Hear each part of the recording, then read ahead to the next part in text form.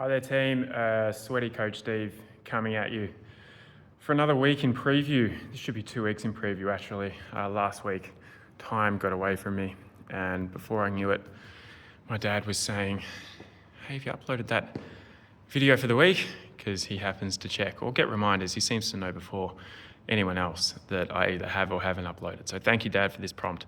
And this will be a double episode because there's a lot going on at the gym as well. We've got the FitLab Open starting on Saturday. This is our yearly event that coincides with the CrossFit Open. This is a concept that we brought in 2023, and since then it's grown bigger and bigger.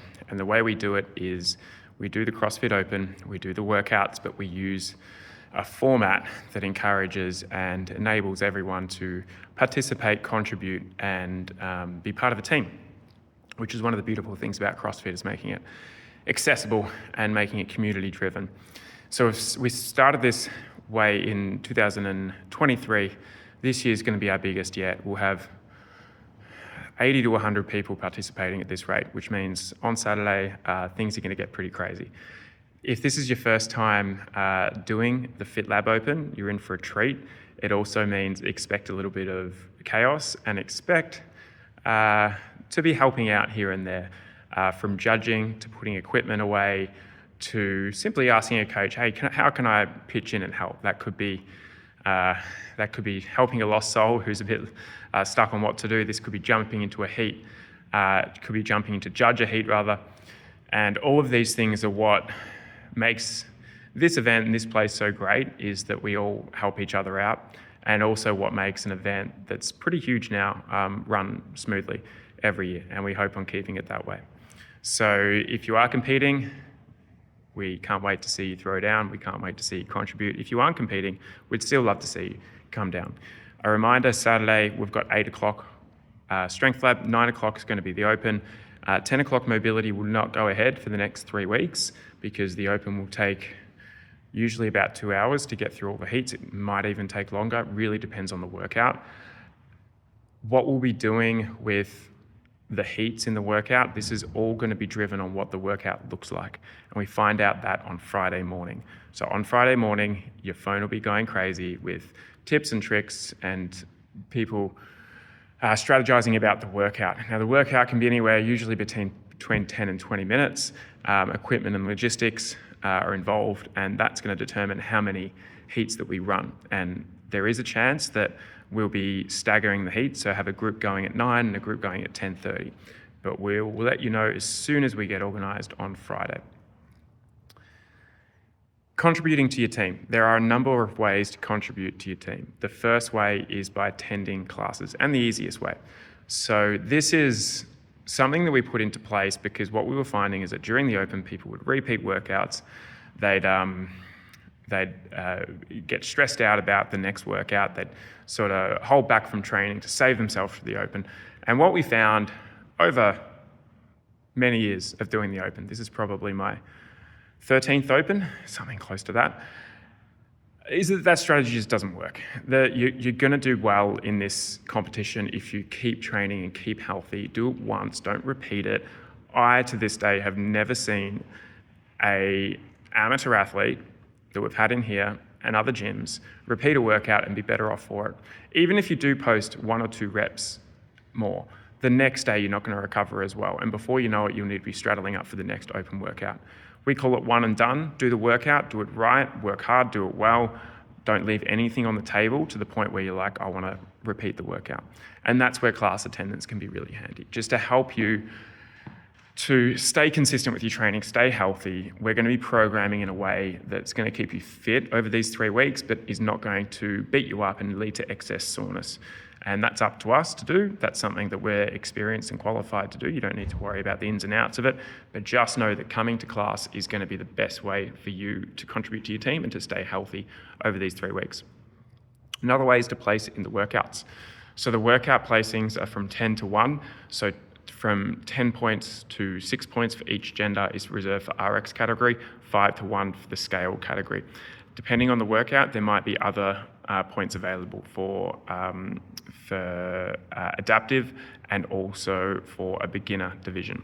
It really depends on the workout again. And I'm sorry I can't be more descriptive there, but that's the rough outline, and that's determined by the coaches when the workout is released. Because there's half a chance that a lot of us will be doing RX workouts for, say, the 25.1 last year. Most of us were doing RX, so there's more points allocated for RX in that WOD.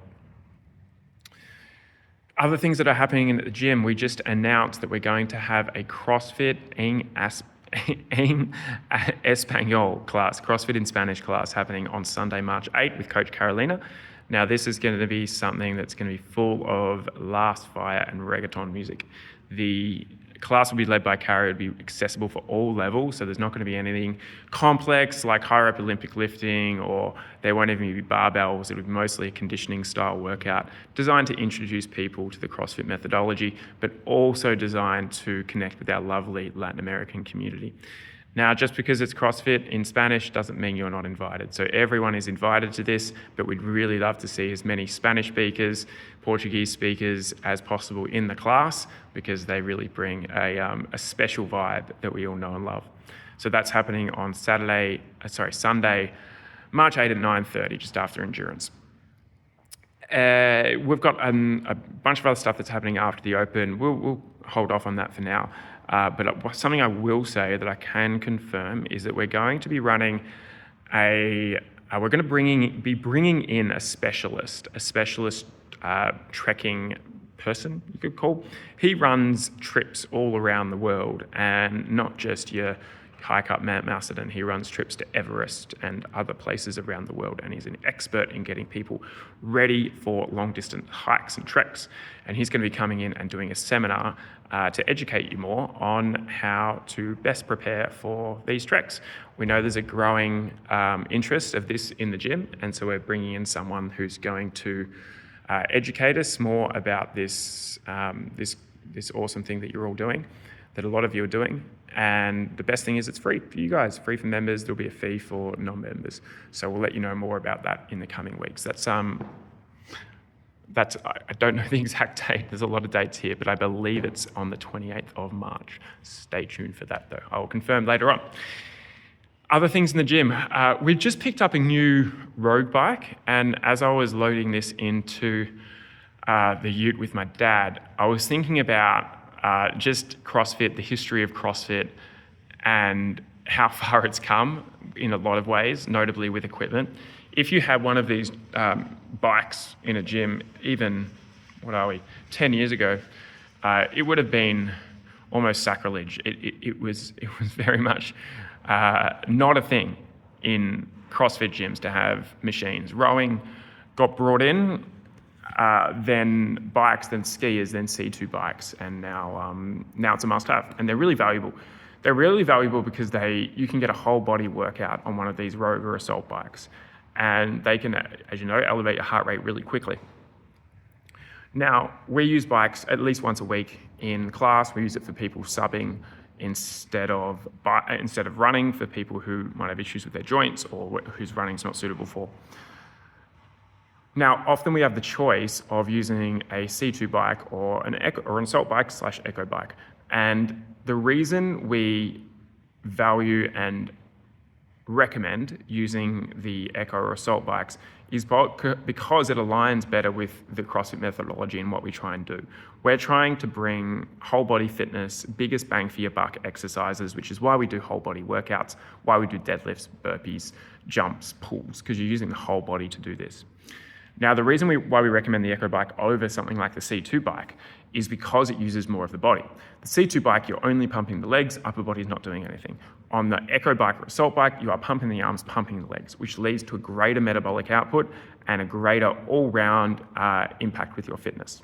C2 bike can be really handy for doing zone 2 work, for ticking the legs over when you might have an upper body injury.